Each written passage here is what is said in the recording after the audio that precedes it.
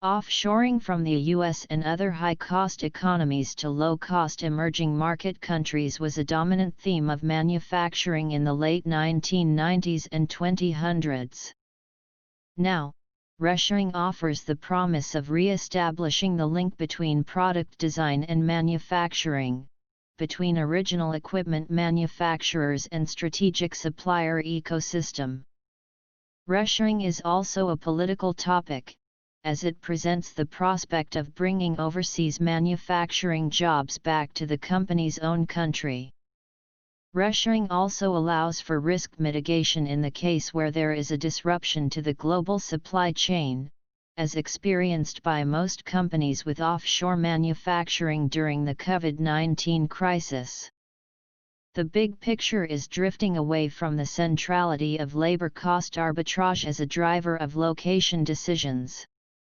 Instead, it is moving towards proximity models driven by a supplier ecosystem, with additional focus on people, skills, and organizational capabilities.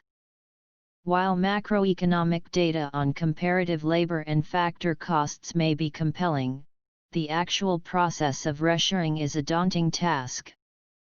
The process of bringing assembly work back to domestic factories from abroad is substantially more challenging than the economics alone would predict. In this presentation, we examine 6 key considerations to make the reshoring effort well-directed and manageable. 1. Workforce stabilization. 2. Gaps in skills. 3. Capital-labor ratio. 4. Supply base localization. 5. Customer partnerships. 6. Manufacturing proximity.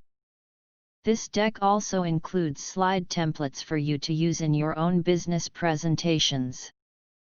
Want to learn more? To view this full document, check out the page linked to in the description below.